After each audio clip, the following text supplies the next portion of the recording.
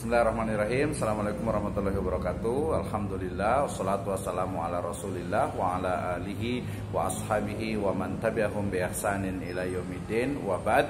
Ada 5 pertanyaan yang harus dijawab dalam proses ujian akhir, baik itu skripsi, tesis ataupun disertasi. Yang pertama adalah background atau latar belakang dari penelitian Anda. Jadi pertanyaannya adalah kenapa Anda memilih topik ini, memilih judul ini, memilih permasalahan yang menjadi objek dari penelitian Anda, ya. Jadi ringkasnya adalah pertanyaan pertama adalah terkait dengan kenapa Anda memilih judul ini. Nah, tentu saja jawaban dari pertanyaan ini adalah ada di bab pertama atau di bab pendahuluan, khususnya di background atau latar belakang masalah atau latar belakang penelitian. Ya, jawabannya adalah bahwa saya melakukan atau saya mengambil judul penelitian ini atau saya melakukan penelitian dengan topik ini karena memang topik ini itu belum banyak dibahas oleh orang lain. Kemudian juga ada problem, ya.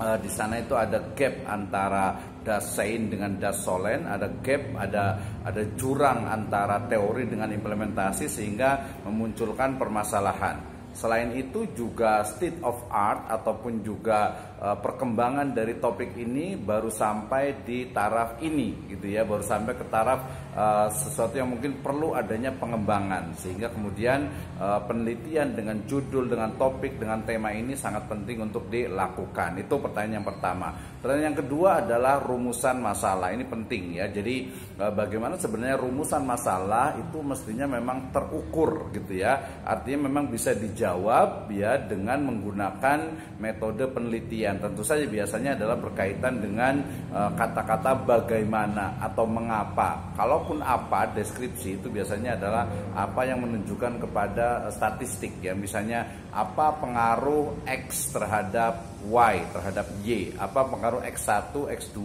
terhadap Y. Nah, itu biasanya menggunakan apa. Tapi secara umum bahwa ketika ditanya apa pertanyaan ataupun apa rumusan dari penelitian Anda, maka jawabannya adalah saya fokus kepada permasalahan terkait dengan bagaimana atau mengapa. Nah, seperti itu pertanyaan yang kedua.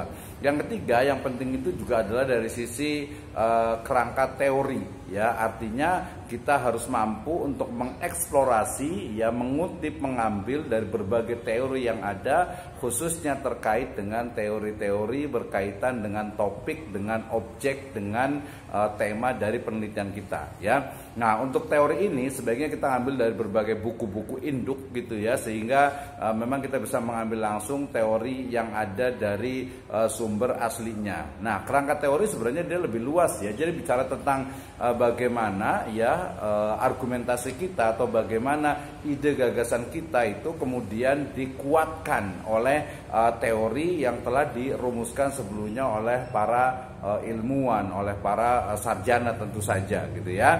Nah, itu adalah kerangka teori. Jadi kerangka teori lebih kepada bagaimana teori itu akan mengarahkan kepada penelitian kita. Nah, di sini kita akan menemukan perbedaan antara kuantitatif dan kualitatif, di mana kalau dia kuantitatif berarti dia akan mengambil sebuah teori, kemudian teori itu nanti akan dibuktikan, ya. Sementara kalau dalam penelitian kualitatif, jadi teori itu dia sebagai panduan saja, ya, sebelum nanti akan menemukan teori yang baru karena sifatnya memang kualitatif. Itu pertanyaan yang ketiga. Yang keempat adalah terkait dengan yang sangat penting, yaitu metode penelitian, ya.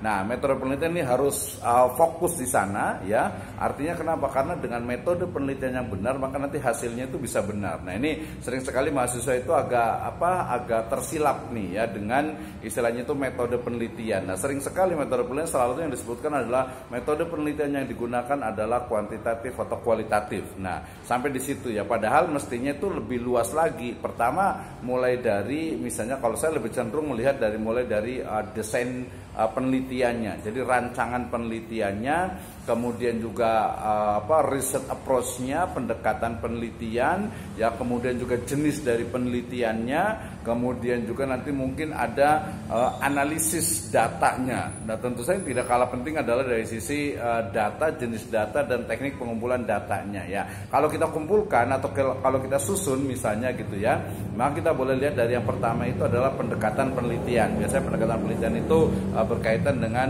kuantitatif atau kualitatif ataupun mixed method ya. Kalau kuantitatif berarti ya dia dengan statistik dengan angka, kalau kualitatif berarti dengan non angka. Oke, setelah pendekatan ditemukan, didapatkan ataupun kita rumuskan, oke, saya menggunakan kualitatif. Maka berikutnya adalah jenis penelitian. Ini berbeda ya.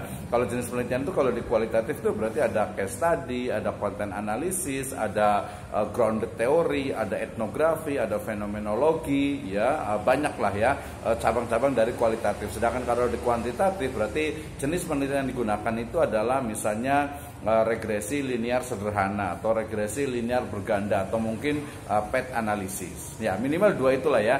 Jadi pendekatannya adalah kuantitatif atau kualitatif, walaupun nanti ada yang menyebutnya dengan metode ya. Metodenya adalah kuantitatif atau kualitatif. Kemudian jenis dari penelitiannya itu adalah yang memang digunakan ya. Tadi beberapa jenis dari penelitian kuantitatif dan kualitatif. Setelah itu baru kita bicara tentang data.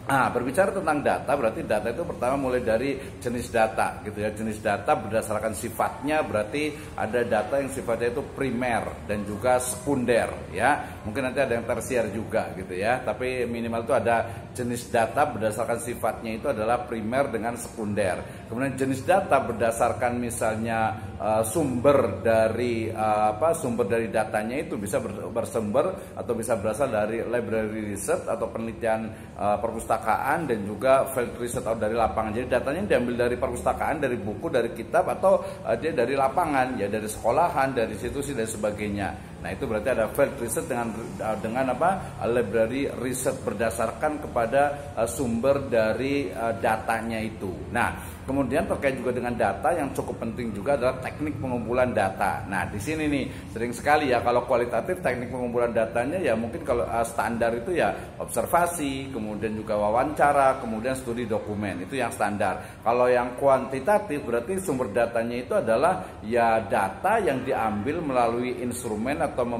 melalui angket ya. Nah setelah itu baru dianalisis ya. Analisisnya kalau di kuantitatif ya cukup panjang ya, mulai dari uji validitasnya, uji reliabilitasnya, nanti ada uji normalitasnya dan juga uji-uji yang lainnya yang nanti tergantung kepada jenis datanya, serta terakhir nanti dengan uji korelasi atau regresi untuk melihat bagaimana pengaruh X terhadap Y, pengaruh X1 terhadap Y, pengaruh X2 terhadap Y, pengaruh X1 dan X2 secara simultan terhadap Y dan yang lainnya ya. Sementara yang kualitatif berarti dia bicara tentang bagaimana data itu dianalisis ya, bisa menggunakan standar misalnya Miles and Haberman ya, dengan misalnya triangulasi ya, kemudian juga dengan etnografi, dengan berbagai teori yang ada terkait dengan disiplin ilmu yang ada. Nah itu yang keempat. Kemudian yang terakhir adalah setelah kita ditanya metode penelitian ya bagaimana menganalisisnya, maka diakhiri dengan apa kesimpulan dari penelitian Anda. Nah itu pertanyaan yang kelima, yang terakhir ya. Jadi apa kesimpulan penelitian Anda, bagaimana temuan Anda dan juga bagaimana rekomendasinya. Nah itu berarti harus betul-betul dijawab sehingga kita akan mampu untuk istilahnya menyelesaikan ya dengan baik dari ujian skripsi ataupun ujian munaqashah, baik itu skripsi, tesis ataupun disertasi. Demikian wallahu a'lam bishawab. Assalamualaikum warahmatullahi wabarakatuh.